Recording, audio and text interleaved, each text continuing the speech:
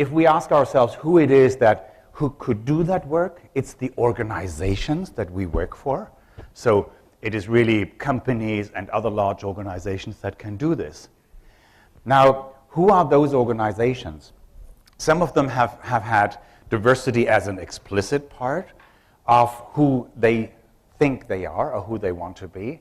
But in the past years, we've seen a big trend in aiming organizations at embedding D&I in everything they do. And it sounds so great. If we embed it in everything we do, it will be everywhere, and everybody will benefit from diversity. But to be completely honest, when I look at what has happened, this has led to an invisibility of diversity. It has led to a situation where diversity became everybody's responsibility and eventually was no one's.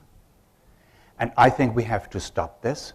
We have to make sure that D&I becomes something explicit and something very concrete again.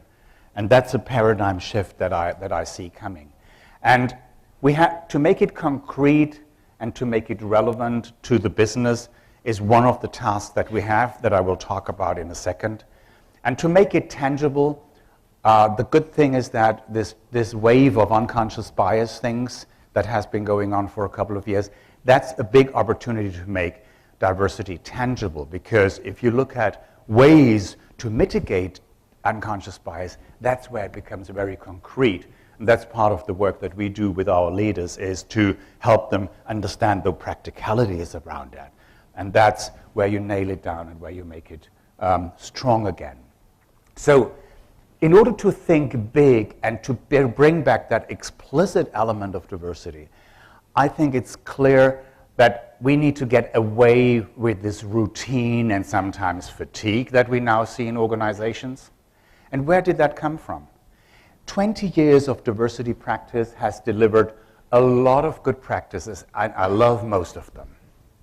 But it has also led to the situation where many of the organizations, they have annual diversity days, and then there is International Women's Day, and then there is Gay Pride, and there is the International Week, National Day of Intercultural Dialogue. And people go like, okay, another one, here we go again. So what do we do this year?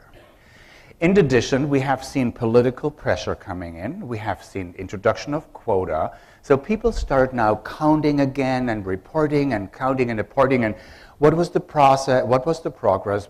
1% or 1.5? Oh, wow, 1.5.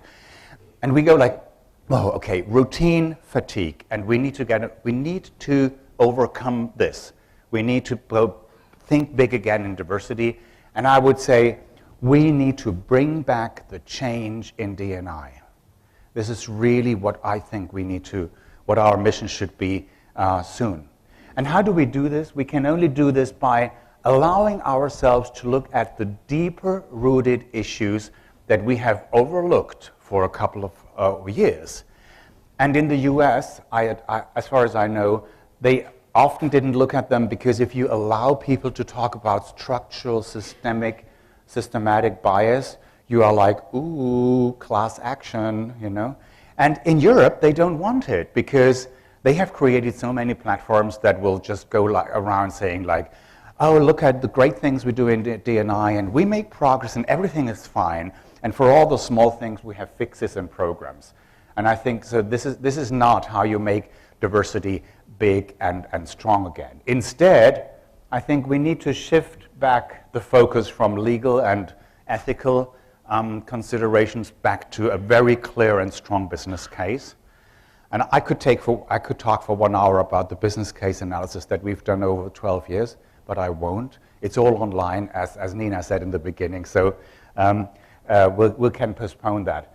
Instead, for today, I just want to say, if we continue to do programs where we say like, oh, we have to have some legal stuff for women who can't make it for whatever reasons, for minorities, and we have to be part of the protection system. At the same time, we implicitly send them subtle message that there is a deficit that needs to be kind of bolstered up, and we shouldn't do that.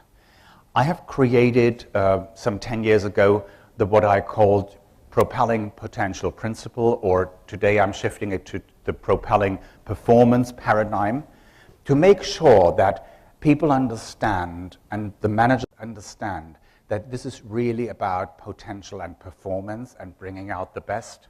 And this is the only message we should be sending.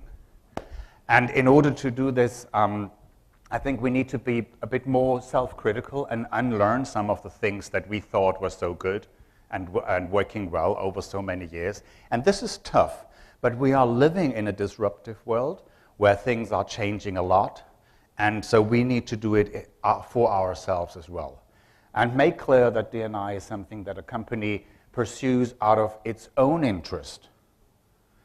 And this is why also I think companies need to be much stronger in going out there and telling the world that some of the things that are happening politically at the moment are not okay for them. And I applaud some of the big corporations that have used their brand names to do this, but I think we need 500 more to do something similar. Yeah? So this is, I think, where we need to go. And so this was about the companies and about the societies. Third short chapter, it's obviously about us. It's about us.